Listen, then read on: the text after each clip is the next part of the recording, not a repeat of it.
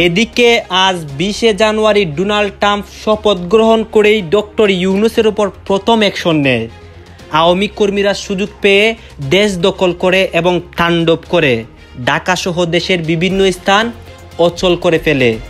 কি হবে এখন ডক্টর ইউনূসের, কি হবে সার্জিস এবং হাসনাত আব্দুল্লাহর? কিন্তু অল্প কিছু সময় পরই এখানে 20 জানুয়ারি হবে এবং আর কিছু ঘন্টা পর ট্রাম্প আনুষ্ঠানিকভাবে আমেরিকার প্রেসিডেন্ট হতে যাচ্ছেন। মানে আজকে সূর্যোদয় আমেরিকার কাছে নিশ্চয়ই ঈদের চাঁদ ওঠার মতো মনে হয়েছে। আজ তাদের কাছে ঈদ বললেও কম বলে, শিশুরা ঈদের সময় যে আনন্দ পায় সেই আনন্দ আওয়ামী লীগের, বা তার চেয়ে তারা বহুগুণ বেশি আনন্দ তাদের ঘরে ঘরে। আজকে ট্রাম্প আসছেন, তাদের ত্রাতা, তাদের মেসিয়া। এই ট্রাম্পের শপথ গ্রহণকে কেন্দ্র করে কিন্তু আওয়ামী লীগ কর্মীরা রাজপথে নামে এবং রাজপথের অবস্থা 12টা বাজে আপনারা দেখেন তারা কিন্তু স্লোগান দিচ্ছে এবং তাদের বিজয় তারা বলতেছে। ট্রাম্পের শপথের দিন রাতেই মোহাম্মদ ইউনূস বিদেশ সফরে যাচ্ছেন। আমি কখনো কল্পনা করিনি বা দেখিনি যে বাংলাদেশে কোনো সরকারের আকস্মিক পতন হতে পারে, নির্বাচিত একটি সরকারের, যার বিশাল রাজনৈতিক সেটআপ আছে, যার বিশাল রাজনৈতিক দল আছে। আজ আমেরিকার মসনদে অফিসিয়ালি শপথ গ্রহণ করছেন ডোনাল্ড ট্রাম্প। নিঃসন্দেহে ডোনাল্ড ট্রাম্পের সময়কালে আগামী 4 বছর অত্যন্ত ইন্টারেস্টিং হতে চলেছে কিছু কিছু বিষয়। পার্টিকুলারলি দক্ষিণ পূর্ব এশিয়ার পলিটিক্সে আমেরিকার প্রভাব না চায়নার প্রভাব আরও বিস্তার লাভ করবে তা কিন্তু পরবর্তী 4 বছরে জানা যাবে। যে প্রধান উপদেষ্টা এবার যদি সুইজারল্যান্ড চলে যান তিনি আর দেশে ফিরবেন না, এটাই তার শেষ সুযোগ। কাশাম চাচার আমি এই প্রশ্নটা জিজ্ঞেস করলাম, চাচা কি করি, মানুষ যে কইতেছে আমাদের প্রধান উপদেষ্টা এবার সুইজারল্যান্ড গেলে আর আসবেন না। চাচার সাথে সাথে খেপে গেলেন। চাচা উত্তর দিলেন, তোর মাথা ছোট, তোর মাথার চুল নেই, তুই মানুষের কথা শুনোস কা? আমি বললাম না চাচা, না শুনে কি করি? চাচা বললো যে তোরা যেভাবে ভাবছিস বা মানুষ যেভাবে ভাবছে সেটা না। তাহলে মূল বিষয় আসলে কোনটা? ডক্টর ইউনূস কি ডোনাল্ড ট্রাম্পের চাপে পড়ে যাচ্ছেন? দর্শক শ্রোতা, আপনারা সবাই জানেন আজ 20 জানুয়ারি ডোনাল্ড ট্রাম্প শপথ গ্রহণ করেন এবং এই শপথ গ্রহণকে কেন্দ্র করে আওয়ামী লীগ কর্মীরা, আওয়ামী লীগ সমর্থকরা, শেখ হাসিনার সাপোর্টাররা তারা বলছে তাদের ঈদের খুশি এবং তারা কিন্তু এক প্রকার বিজয় ধরে নিয়েছে। এইটাকে কেন্দ্র করে আওয়ামী লীগ কর্মীরা সারাদিন রাজপথে তাণ্ডব করে, রাতেও কিন্তু অনেক কিছু করতেছে। আজ 20 জানুয়ারি রাতে গাইজ এইসব বিষয় পর্যালোচনা করে আমরা অনেক তথ্য পাই এবং ভিডিও পাই যে আওয়ামী লীগ কর্মীরা রাজপথে কী করতেছে এবং তাদের তাণ্ডবের মাধ্যমে ডক্টর ইউনূসের উপর কী প্রভাব পড়েছে। তারা কিন্তু এক প্রকার বাসভবনও ঘেরাও করে ফেলে। আপনারা সব কিছুই দেখতে পারবেন এই ভিডিওতে। ভিডিওটা কিছুটা লং হবে কিন্তু অনেক তথ্য দেখতে পারবেন এই ভিডিওর মাধ্যমে। আসুন দর্শক, আপনাদের জন্য আমি যেই নিউজগুলো এখানে রেডি করেছি যে ডোনাল্ড ট্রাম্প ক্ষমতায় বসার পর কী হচ্ছে, কি বলেছেন ডোনাল্ড ট্রাম্প বাংলাদেশকে নিয়ে, অন্যদিকে ডক্টর ইউনূসের সর্বশেষ অবস্থা কি হয় এবং বাংলাদেশের বর্তমান পরিস্থিতিগুলো কি। আসুন আমরা এখানে দেখে আসি এবং ভিডিও শেষে আমাদের গুরুত্বপূর্ণ মন্তব্যটি করি। এই যে দেখে আসি। কিন্তু অল্প কিছু সময় পরই এখানে 20 জানুয়ারি হবে এবং আর কিছু ঘন্টা পর ট্রাম্প আনুষ্ঠানিকভাবে আমেরিকার প্রেসিডেন্ট হতে যাচ্ছেন। মানে আজকে সূর্যোদয় আমেরিকার কাছে নিশ্চয়ই ঈদের চাঁদ ওঠার মতো মনে হয়েছে। আজ তাদের কাছে মানে ঈদ বললেও কম বলে, ঈদ আসলে সেই অর্থে কি কোনো আনন্দের। একটা বয়সের পর মানুষের ঈদের আনন্দ কমে আসে, শিশুদের মতো ওই আনন্দ আর হয় না। সো শিশুরা ঈদের সময় যে আনন্দ পায় সেই আনন্দ আওয়ামী লীগের, বা তার চেয়ে তারা বহুগুণ বেশি আনন্দ তাদের ঘরে ঘরে। আজকে ট্রাম্প আসছেন, তাদের ত্রাতা, তাদের মেসিয়া। ট্রাম্প আসছেন এবং তারা ট্রাম্পকে নিয়ে তাদের আদি পিতা মোদি সহ একসাথে ডক্টর ইউনূস সরকারকে ভীষণ ঝামেলায় ফেলবেন এবং এমন পরিস্থিতি তৈরি করবেন যে বাংলাদেশে আমাদের সরকারের পতন হবে এবং সেই গোলযোগ হবে। গোলযোগের মধ্যে চট করে তাদের আপা দেশে চলে আসবেন, এসে ক্ষমতা নেবেন। নানা রকম স্পেকুলেশন, এতটুকু না হলেও অ্যাটলিস্ট ডক্টর ইউনূসের পতন হবে এবং ভবিষ্যতে যে সরকার নির্বাচিত হবে, যদি নির্বাচন হয় তাহলে সেই সরকারও টিকে থাকতে পারবে না, কারণ ট্রাম্প মোদিকে একেবারে একটা ব্ল্যাঙ্ক চেক দিয়ে দেবে বাংলাদেশে যা ইচ্ছে তাই করার জন্য। অনেকেই ভাবছেন, আবার কেউ কেউ ভাবছেন পরিস্থিতি এতটাই ঘোলাটে করা যাবে ভারতের পক্ষে কোনো একজন সেনানায়ক বাংলাদেশে সামরিক অভ্যুত্থান ঘটিয়ে দেবেন এবং ক্ষমতা দখল করবেন, ভারতের পারপাস সার্ভ করবেন। ধীরে ধীরে ভারত এখানে আওয়ামী লীগকে ভিন্ন কোনো নামে, অন্য কোনো ব্যক্তিকে বা যে কেউকে এনে শেখ হাসিনার মতো একটা স্লেভ বানাবেন। এরকম নানান খোয়াব তারা দেখছেন। পরে তারা ঈদের আনন্দ নিয়ে জেগে উঠেছেন আজকে। এটা একটু কথা বলতে চাই আসলে সংকটটা কেমন। আগেও বলেছি, আজকে আরেকটু বলা দরকার, কারণ আজ সেই ঐতিহাসিক দিন। আমরা ছোটবেলায় মাইকিং শুনতাম, যেটা সামনে হচ্ছে সেই জনসভা ঐতিহাসিক। সো এটা একটা ঐতিহাসিক শপথ গ্রহণ হতে যাচ্ছে। এটা যে ঈদের ব্যাপার, তার মানে এটা একটা ক্লিয়ার প্রমাণ আছে। আওয়ামী লীগের এক মন্ত্রী, ভারতের সবচেয়ে ক্লোজ মন্ত্রী বলে, সবচেয়ে না হলে অন্তত সবচেয়ে ক্লোজদের একজন বলে মনে করা হয়, শিক্ষামন্ত্রী নওফেল ভারতের দ্য হিন্দুর সাথে একটা ইন্টারভিউ দিয়েছেন এবং একটা খুবই প্রেস্টিজিয়াস, খুবই মানে মেইন স্ট্রিমের মধ্যে সবচেয়ে প্রেস্টিজিয়াস পত্রিকা হিসাবেই এটাকে ধরা হয়। তার সাথে তিনি যেসব কথা বলেছেন, তিনি তার আনন্দ চেপে রাখতে পারছিলেন না। এবং তাদের আনন্দ মানে তো আমাদের ভয় পাওয়া উচিত। তাদের ঘরে ঘরে যেমন আনন্দ, আমাদের ঘরে ঘরে ভীতি ছড়িয়ে পড়ার কথা। আমাদের কি ভয় পাওয়া উচিত হবে, বা আমাদের কি করা উচিত হবে? আগে নওফেল কি বলেছেন সেটা একটু দেখি। এটার হেডলাইনেই বলা হচ্ছে যে বাংলাদেশের ফিউচার ডিপেন্ড করছে বাংলাদেশে ইউনূস সরকারের প্রতি ট্রাম্পের অ্যাটিটিউড কীরকম সেটার উপরে। এখানে মানে ওনার মূল যে যুক্তি, ইন্টারেস্টিংলি ডক্টর ইউনূস হিলারি ক্লিন্টনের ক্যাম্পেইনে ফান্ডিং করেছেন, সেটা নিয়ে ডক্টর ইউনূসের এই স্টেপটা নিয়ে ট্রাম্পের খুবই বিরক্তি আছে, এরকম কথাবার্তা বলা হচ্ছে। ইনফ্যাক্ট ট্রাম্প যখন নির্বাচিত হয়েছিলেন তখন মানে ভারতের প্রায় সব মিডিয়া এই খবরটাকে ফলাও করে ঘটা করে করেছেন। মানে এখানে যেটা বলা হয়, যে আমি খুঁজতে গিয়ে পেলাম, সেখানে হচ্ছে যে 2016 সালে তিনি ফান্ড করেছিলেন এবং ডক্টর ইউনূস তখন খুবই টাফ কথা বলেছেন। ডক্টর ইউনূস এভাবে বলেছেন যে এটা তাকে এতটাই আঘাত করেছে যে আমি আজ সকালে ঠিকমতো কথাই বলতে পারিনি, আমার সব শক্তি চলে গেছে, শেষ হয়ে গেছে। এটা উনি পাবলিকলি এগুলো বলেছেন।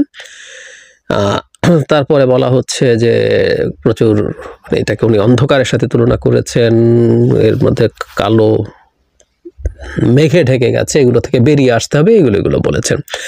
তার চাইতে জরুরি কথা বলা হচ্ছে, একই বছর একটা ডেলিগেশন নাকি বাংলাদেশ থেকে গিয়েছিল ট্রাম্পের কাছে। তখন নাকি ট্রাম্প বলেছেন, আমি ইংরেজিতে হুবহু পড়ি, "Where is the microfinance guy from Dhaka? I heard he donated to see me lose." Trump reportedly মানে এটা ধারণা করা হচ্ছে বা বলা হচ্ছে।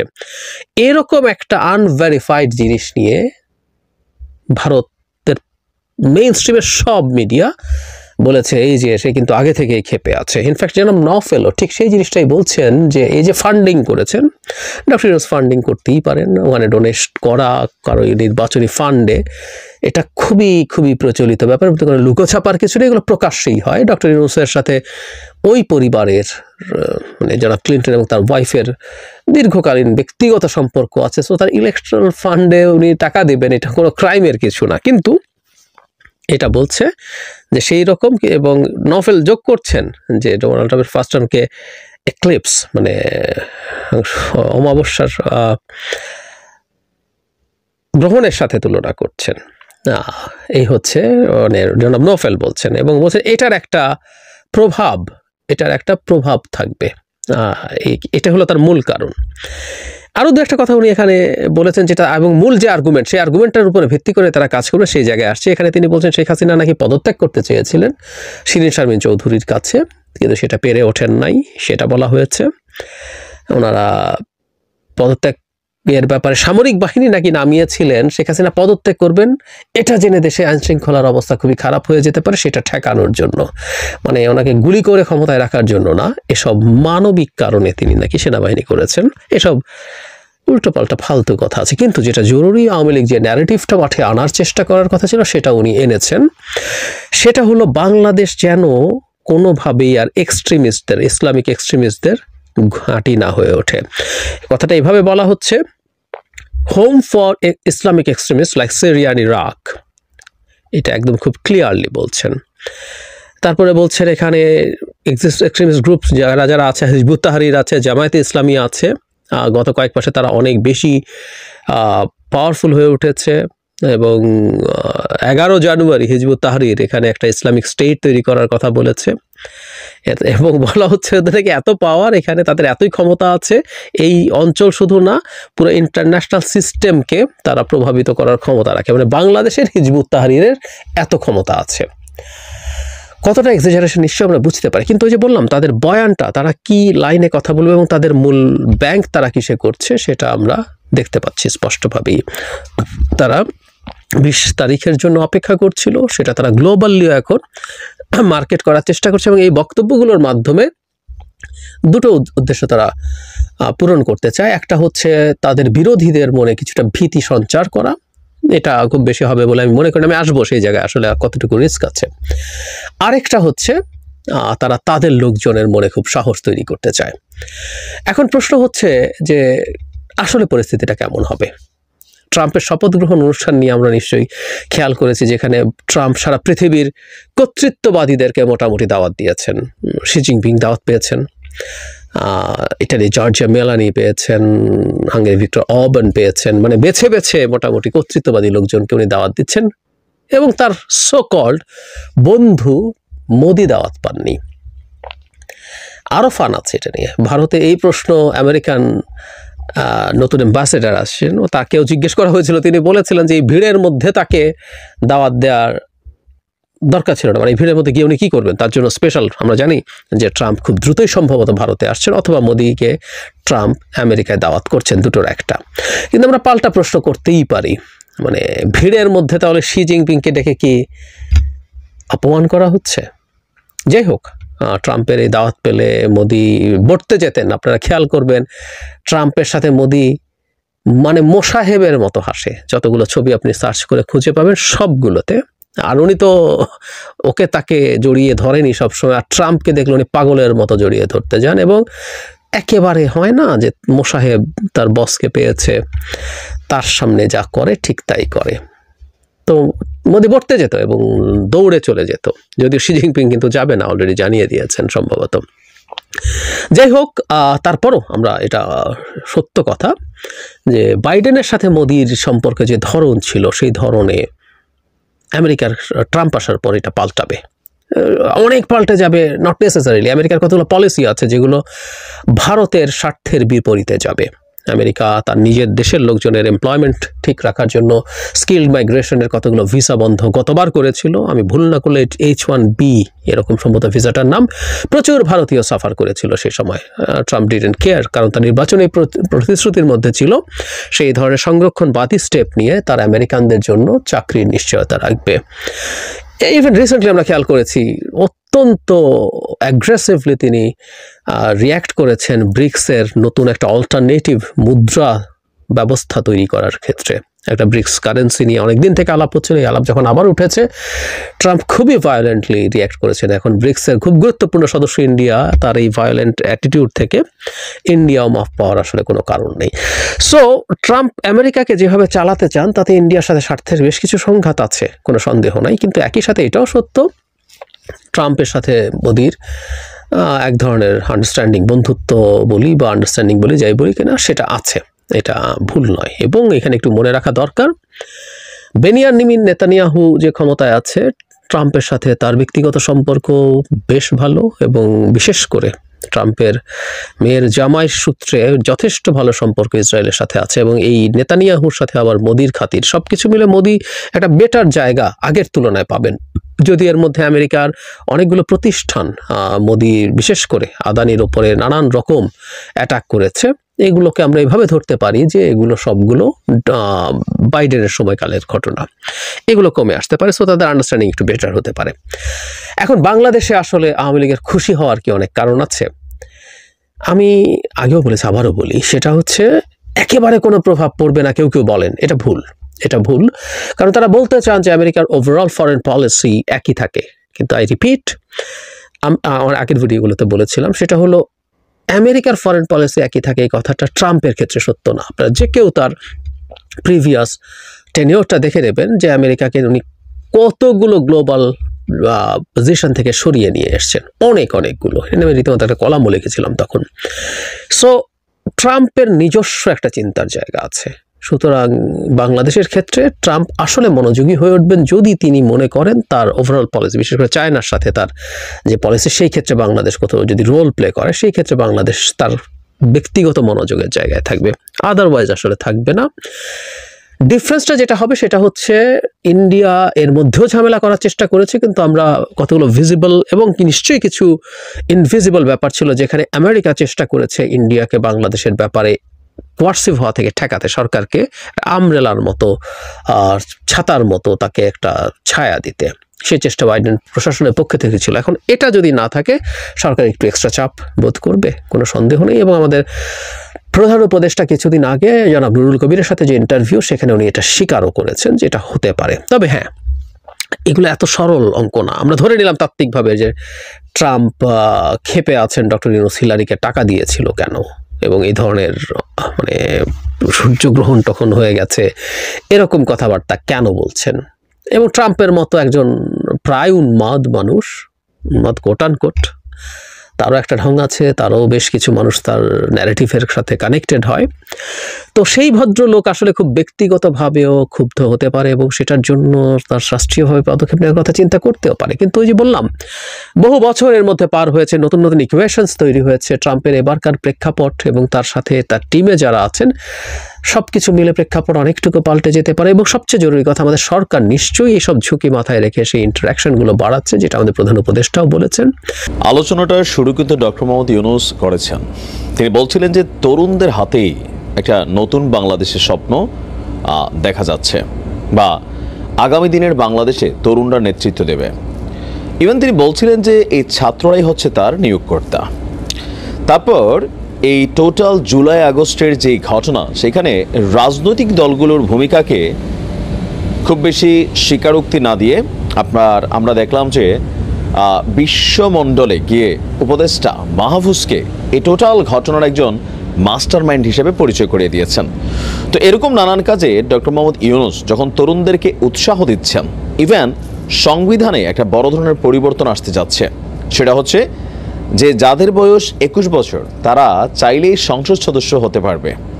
এই যে হুট করে 25 থেকে 21-এ আনার যে ইস্যুটা, আমরা বরাবরই বলছিলাম এখানে ছাত্রদেরকে যেন সংসদে ঢোকার সুযোগ হতে পারে বা সুযোগ করে দেওয়া যায়। এটা শুধুমাত্র যে বৈষম্যবিরোধী ছাত্র আন্দোলনের ছাত্র তারা না, যে কোনো প্রান্ত থেকে বাংলাদেশের যে কোনো ব্যক্তি তিনি এমপি পদে লড়ার জন্য মানে সুযোগ পাবেন। বাট এই সিস্টেমটাকে বিএনপি ভাবছে যে ডক্টর মোহাম্মদ ইউনূসের সরকার তারা একটা কিংস পার্টি গঠন করছেন।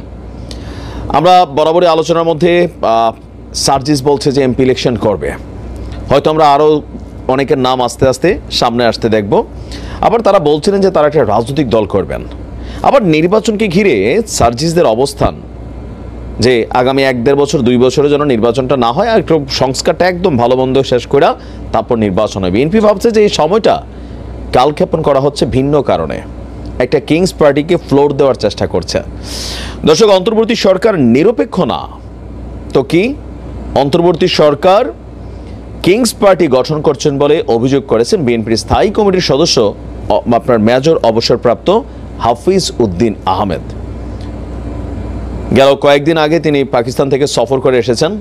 তো সেই পাকিস্তান সফরের একটা বিশেষ ছিল, তিনি তার আর্লি লাইফে সম্ভবত পাকিস্তানে পড়াশোনা করেছিলেন। তো সেই সময়কার একটা কলেজিয়েট প্রোগ্রামে তিনি সেখানে গিয়েছিলেন। তো ওনার প্রশ্নটা হচ্ছে যে 21 বছরের ছেলে কি করে জনপ্রতিনিধি নির্বাচিত হয়। তিনি প্রশ্ন তুলেছেন। আপনার গতকালকে রাজধানীর ইঞ্জিনিয়ার্স ইনস্টিটিউট মিলনায়তনে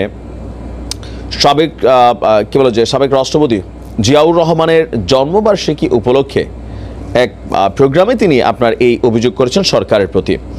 বলতেন যে অন্তর্বর্তী সরকারের প্রধান কাজ নির্বাচনের আয়োজন করা, ঘোষণাপত্র কোনো কাজে লাগবে না। তার মানে প্রক্লেমেশন অফ জুলাই ছাত্রদের জন্য আরও একটা বড় ব্যর্থ অবস্থান হতে যাচ্ছে। সরকার বলছে যে এটা নিয়ে একটা সর্বদলীয় বৈঠক হয়েছে, জাতীয় বৈঠক হয়েছে, দেন সবার মন্তব্য শুনেছে, সবগুলোকে ইনক্লুড করে আপনার একটা ঘোষণাপত্র প্রদান করবে। তা আমরা বরাবরই বলছি যে ঘোষণাপত্রের সংবিধান ইস্যুতে পরিবর্তন হয়ে গেছে অলরেডি। ছাত্রদের দাবিটা ছিল যে এই সংবিধানকে ছড়ে ফেলতে হবে, কিন্তু ঘোষণাপত্রের খসড়া আমরা যেটা প্রকাশ করেছি এটাই বাস্তব।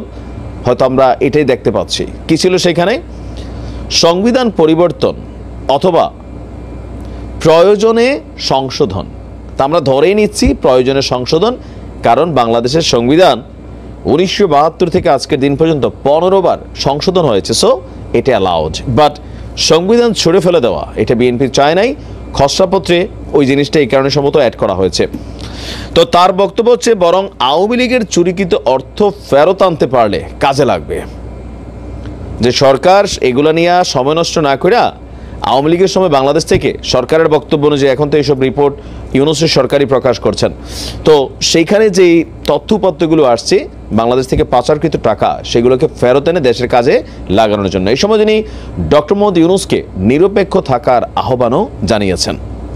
তিনি আরও বলেন বিএনপির উপরে কোনো ধরনের কলঙ্ক যাতে না আসে সেই বিষয়ে তিনি দলীয় নেতাকর্মীদেরও আপনার কি বলা হয় যে হুঁশিয়ারি দিয়েছেন। সীমান্ত প্রসঙ্গ বলছেন যে সীমান্তের পরিস্থিতি নিয়ে দীর্ঘস্থায়ী সংগ্রামের প্রস্তুতি নিতে হবে, জীবন বিপন্ন হলেও স্বাধীনতা সার্বভৌমত্বকে অক্ষুণ্ণ রাখতে হবে। এখন বিএনপির এই যে বক্তব্য যে কিংস পার্টি, আপনার কি মনে হয় যে ডক্টর মোহাম্মদ ইউনূস কি আসলে ছাত্রদের মাধ্যমে একটা রাজনৈতিক দল তৈরির চেষ্টা করছেন? ব্যক্তি জীবনে ডক্টর মোহাম্মদ ইউনূস একবার নিজেই উদ্যোক্তা হয়ে একটা রাজনৈতিক দল তৈরির চেষ্টা করেছিল, সম্ভবত 17 বা 27 দিনের মাথায় মাফটাফ চায় তিনি এই জাতির মানে গুটিবাজি রাজনীতির নমুনা দেখা সেখান থেকে সরে গিয়েছিলেন। তো এরপর আবার এখন যখন তিনি আসছেন তার বক্তব্যে তরুণদের বক্তব্যটা বেশি থাকে, বাংলাদেশের যেই চলিত যে রাজনৈতিক দলগুলো আছে তাদেরকে নিয়ে খুব বেশি পজিটিভ বক্তব্য কখনো ডক্টর মোহাম্মদ ইউনূসের মুখ থেকে আমরা আসলে দেখিনি। ছাত্রদের প্রশংসা, ছাত্রদের সব কিছু যখন তিনি ফোকাস করেন তো তখন বিএনপির সন্দেহ হচ্ছে যে না, এই ছাত্রদেরকে দিয়া তিনি আসলে একটা কিংস পার্টি তৈরি করতেছেন, যেটা সরকারের আশ্রয়ে প্রশ্রয়ে আপনার তৈরি হচ্ছে। এখন এখানে দুইটা জিনিস হচ্ছে, একটা জিনিস হচ্ছে কি এই ছাত্ররাও বিভিন্ন ধরনের কথাবার্তা বলে বিএনপির বিরুদ্ধে খুব কঠিন একটা অবস্থানে চলে গেছে বা নিয়ে ফেলছে।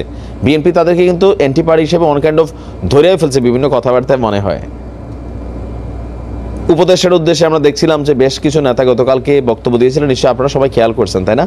কিছু করতে পারবে ব্যাপারটা কিন্তু এমন না। এটা এখন পর্যন্ত এইটুকু নিশ্চিত যে শেখ হাসিনা বাংলাদেশে আসবে এবং তার যথার্থ নিরাপত্তা নিশ্চিত করেই সে বাংলাদেশে আসবে। এইটা যদি সত্যি সত্যি ঘটেই যায়, এরকম ঘটনা যদি সত্যি সত্যি ঘটেই যায়, তাইলে কয়েকটা প্রবলেম তৈরি হবে এই দেশে। প্রথম কথা হচ্ছে শেখ হাসিনা যদি দেশের প্রধানমন্ত্রী হয় তাহলে বর্তমান যে ইউনূস সরকারের রোলটা কি? ইউনূস সরকার কোন সংবিধানের ভিত্তিতে, কোন ক্ষমতার ভিত্তিতে, কিসের ভিত্তিতে সে বাংলাদেশের প্রধান উপদেষ্টা হইলো, কিসের ভিত্তিতে ইন্টারিম গভর্নমেন্ট গঠিত হইলো? এটা একটা অনেক বড় প্রশ্ন, কারণ একজন রানিং প্রধানমন্ত্রী থাকা অবস্থায় আবার একটা ইন্টারিম গভর্নমেন্ট কিভাবে গঠিত হয়, এটা একেবারে পুরোই কনফিউজিং ব্যাপারটা। বিএনপি যে ছাত্রদের অনেক ডাকে সাড়া দেয় না, এর সবচেয়ে বড় কারণ হচ্ছে বিএনপি তো জিনিসগুলা বুঝে, কারণ এই সংবিধানটা তো আর আওয়ামী লীগের রচিত না, এই সংবিধানটা সর্বদলীয় সংবিধান। তো সর্বদলীয় সংবিধানটা যখন রচিত হয় তখন কিন্তু সব দলের মতামতের ভিত্তিতেই সংবিধানটা লেখা হয়েছিল। এখন 72-এর সংবিধান যারা ছুড়ে ফেলে দিয়ে নতুন সংবিধানের কথা বলতেছেন, তারা যেহেতু 72-এর সংবিধানের কাঠামোটা জানেন না, 72-এর সংবিধান কোন প্রেক্ষাপটে তৈরি হয়েছে, কাদের মতামতের ভিত্তিতে, কারা ওইখানে কাদের ইনভলভমেন্ট ছিল, এই ইনফরমেশন গুলো যেহেতু তারা জানেন না, সুতরাং তাদের এই দাবিটাও বুমেরাং হয়ে যাবে, এটা বলা যায় নিশ্চিতভাবে।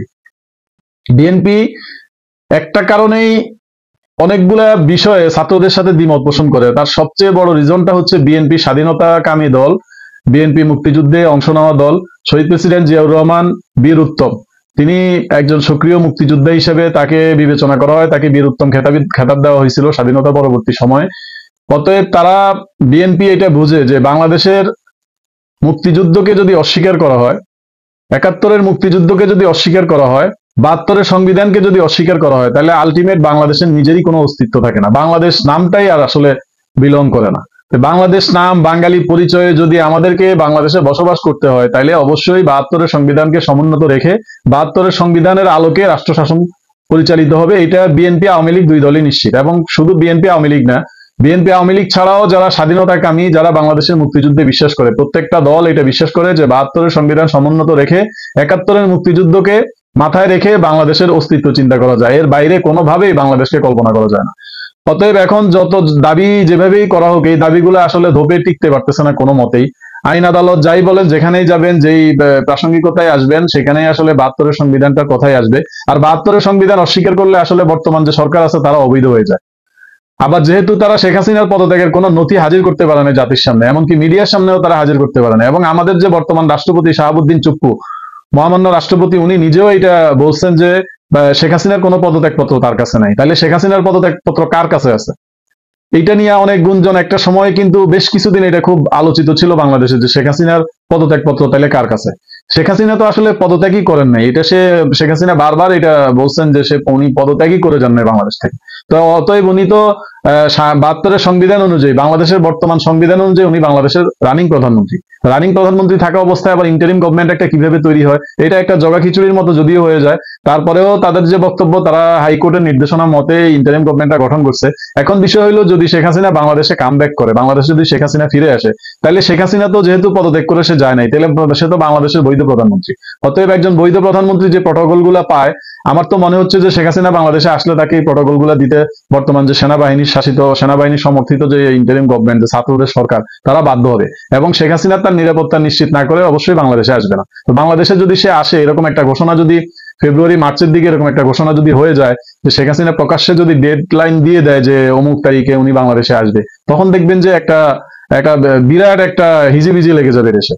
কারণ আওয়ামী লীগের, শেখ হাসিনা বাংলাদেশে আসার আগে অবশ্যই আওয়ামী লীগের যে পলাতক নেতা কর্মী যারা যেখানে পালায়ে আছে, দেশের বাইরে যায় যারা অবস্থান করতেছে, গাদাকা যারা যেখানেই দিছে, সবাই কিন্তু দেশে ফিরে আসবে। অতএব এইটা একটা মেসাকার হয়ে যাইতে পারে যদি তাদেরকে কোন রকম বাধা দেওয়ার চেষ্টা করা হয়, অথবা এখানে একটা ভয়াবহ যুদ্ধ বিধ্বংসী অবস্থা ঘটে যাইতে পারে, একটা গৃহযুদ্ধের দিকে চলে যাইতে পারে বাংলাদেশ, যদি শেখ হাসিনাকে প্রতিরোধের চেষ্টা করা হয়। আমি আশা করি যে আমাদের আবেগ দিয়ে আসলে অনেক কিছুই বলা যায়, কিন্তু যেহেতু শেখ হাসিনাকে পদত্যাগ করানো হয় নাই, বা তিনি আনুষ্ঠানিকভাবে পদত্যাগ করেন নাই, অতএব একটা নির্বাচিত সরকার প্রধান হিসেবে উনি দেশের প্রধানমন্ত্রী হিসেবে বাংলাদেশে আসবেন, এবং এইটা প্রতিরোধ করার সক্ষমতা আমার মনে হয় যে বর্তমান ইন্টারিম গভর্নমেন্টের নাই। অতএব শেখ হাসিনা বাংলাদেশে আসলে দেশের বৈধ প্রধানমন্ত্রী হিসেবে আসবেন, এতে কোনো সন্দেহ নাই। তিনি যদিও আওয়ামী লীগের সভাপতি হিসেবে দায়িত্ব পালন করতেছেন এখন পর্যন্ত, যেহেতু নতুন কাউকে নিয়োগ করা হয়নি, অতএব উনি আওয়ামী লীগের প্রধানমন্ত্রী, আওয়ামী লীগের সভাপতি, এবং উনি বাংলাদেশের বৈধ প্রধানমন্ত্রী। যেহেতু একটা নির্বাচন হয়েছে, সেটা যেরকমই হইতে পারে, সেই নির্বাচন আপনারা মানতে পারেন, নাও মানতে পারেন, কিন্তু সেই নির্বাচন তো স্বীকৃত, একটা সংসদ তো গঠিত হয়েছে। সেই সংসদ ভেঙে না দিয়ে সেই সংসদ কারা ভাঙে? সেই সংসদ ভাঙতে হইলে তো সংসদ ভাঙার অনেকগুলো প্রক্রিয়া আছে, সাংবিধানিক অনেকগুলো প্রক্রিয়া আছে। সেই প্রক্রিয়াগুলো অনুসরণ না করে সংসদ কিভাবে ভেঙে দেয়, একটা সংসদে বৈধ প্রধানমন্ত্রী থাকা অবস্থায় কিভাবে সংসদ ভাঙে, কিভাবে মানে ইন্টারিম গভর্নমেন্ট গঠিত হয়, এটা একটা দ্বিধাদ্বন্দ্বের মধ্যে আসলে যারা সংবিধান বিশেষজ্ঞ তারা আসলে পড়ে আছে, তারা নিজে বুঝতে পারতেছে না যে কি হয়ে গেছে, কিরকম আশা ছিল, কি হয়ে গেছে। তো আমরা শেষ কথা একটাই, শেখ হাসিনা যেহেতু এখন পর্যন্ত তার কোনো পদত্যাগপত্র কেউ দেখাইতে পারে নাই, অতএব শেখ হাসিনাই বাংলাদেশের বৈধ প্রধানমন্ত্রী, এটা আপনারা মানেন অথবা না মানেন। যদি আপনারা না মানেন, তাহলে সে যে পদত্যাগ করছে, সে পদত্যাগের সপক্ষে আপনাদের কাছে যে নথিপত্র আছে সেটা আপনারা সাংবাদিকদেরকে সরবরাহ করেন, মিডিয়াগুলোকে সরবরাহ করেন, মিডিয়াগুলো সেটা নিয়ে অবশ্যই নিউজ প্রচার করবে, এবং শেখ হাসিনারও তখন আর আসলে কিছু বলার সুযোগ থাকবে না। তখনকার ব্যাপারটা আলাদা হবে, যেহেতু আপনারা কেউই শেখ হাসিনার কোনো পদত্যাগপত্র দেখাইতে পারেন নাই, এবং রাষ্ট্রপতি নিজেও বলতেছে যে শেখ হাসিনার কোনো পদত্যাগপত্র নাই। নিয়ম অনুযায়ী তো শেখ হাসিনা পদত্যাগ করলে সে পদত্যাগপত্রটা রাষ্ট্রপতির কাছেই দিবে, যেহেতু রাষ্ট্রপতি বলতেছে সে কোনো পদত্যাগপত্র পায় নাই, তাইলে শেখ হাসিনা পদত্যাগও করে নাই। অতএব শেখ হাসিনা বাংলাদেশে আসলে বাংলাদেশের বৈধ প্রধানমন্ত্রী হিসেবেই মানুষ তাকে গ্রহণ করবে, এবং প্রশাসনিক যারা দায়িত্বপ্রাপ্ত তাদের অবশ্যই শেখ হাসিনাকে বৈধ প্রধানমন্ত্রীর প্রটোকল দিয়ে এয়ারপোর্ট থেকে রিসিভ করতে হবে। এরকমই সম্ভাবনা আমরা দেখতেছি ভবিষ্যতে। দর্শকরা আশঙ্কা করছেন ডক্টর মোহাম্মদ ইউনূস তিনি যদি নির্বাচনটাকে প্রলম্বিত করেন, মানে এটা 2 বছর, 2.5 বছর, 3 বছর, 1.5 বছর এই সময় পর্যন্ত যায়, তাহলে বিএনপি ক্ষমতায় যাবে না। তো প্রশ্ন হচ্ছে, বিএনপি কেন ক্ষমতায় যাবে না?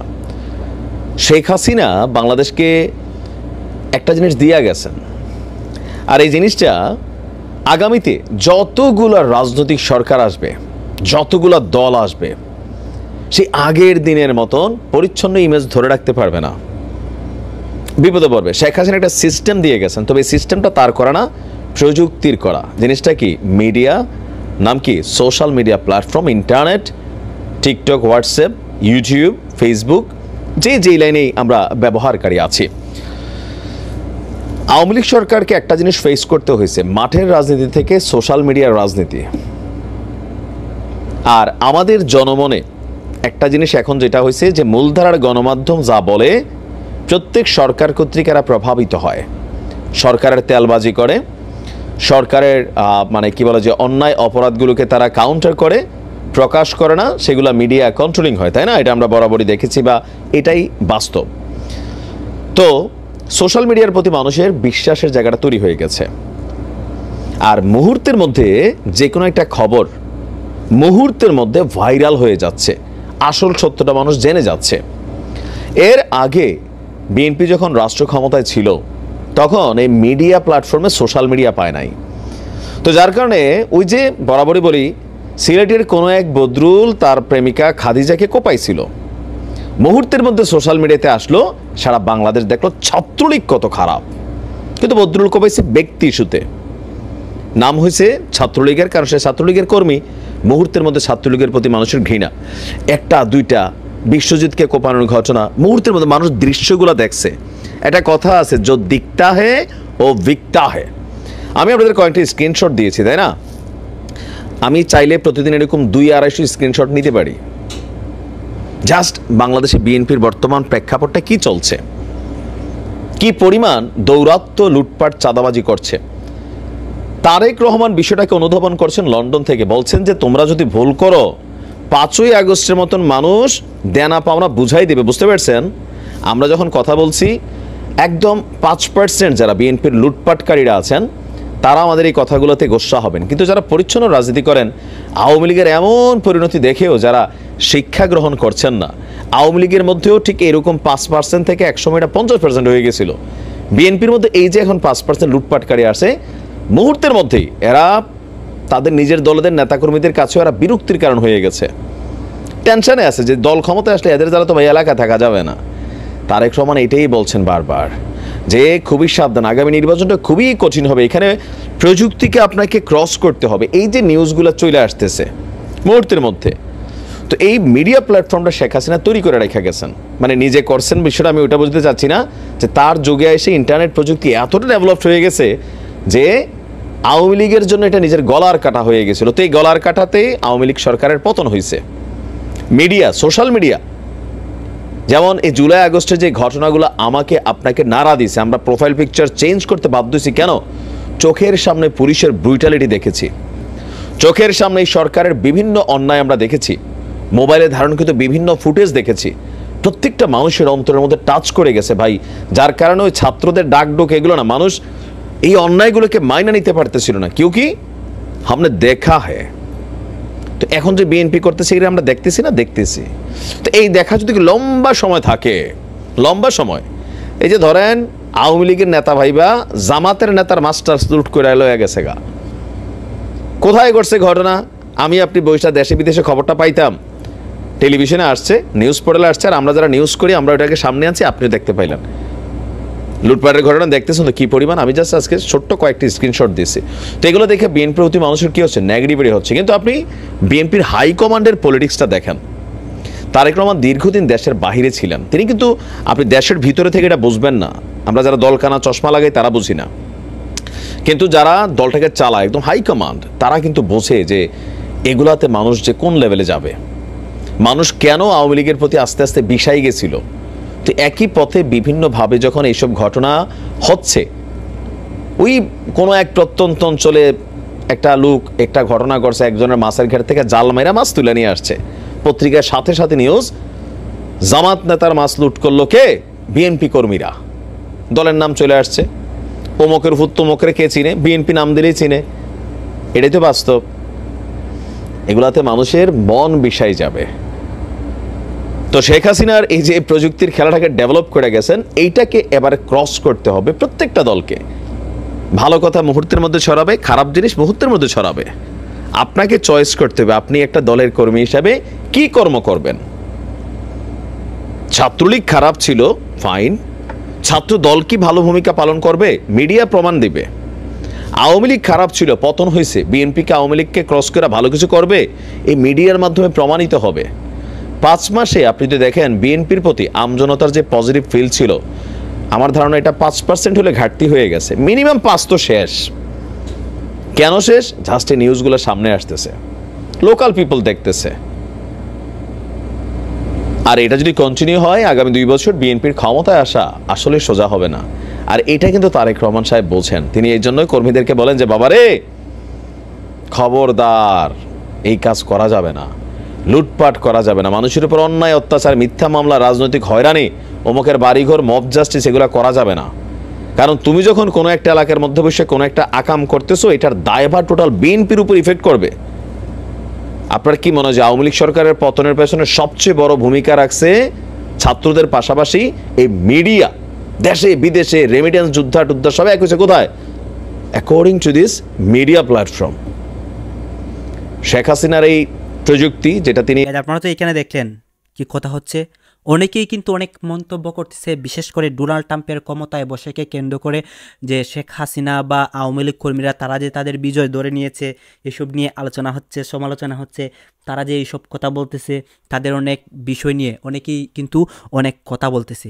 অন্যদিকে বাংলাদেশের বর্তমান রাজনৈতিক প্রেক্ষাপট, এই বিষয়টাকে নিয়ে অনেক আলোচনা সমালোচনা হয়, যে ভারত বাংলাদেশের বিষয় আরও আছে। দর্শক শ্রোতা, এতক্ষণ আপনাদেরকে যা কিছু দেখিয়েছি সব কিছু কিন্তু আমরা সোশ্যাল মিডিয়া থেকে সংগ্রহ করেছি। এইখানে আমাদের নিজস্ব কোনো মন্তব্য নেই। এইসব দেখে আপনাদের কি মনে হচ্ছে এবং আপনাদের মন্তব্য কি, এটা কিন্তু আপনারা অবশ্যই কমেন্ট বক্সে লিখে যাবেন। এবং আপনাদের কাছে আমার একটা রিকোয়েস্ট থাকবে, আমার চ্যানেলটি সাবস্ক্রাইব করবেন এবং পাশে থাকা বেল আইকনটি অবশ্যই বাজিয়ে যাবেন, যাতে করে নেক্সট ভিডিওটা সবার আগে আপনাদের কাছে পৌঁছায়। ধন্যবাদ।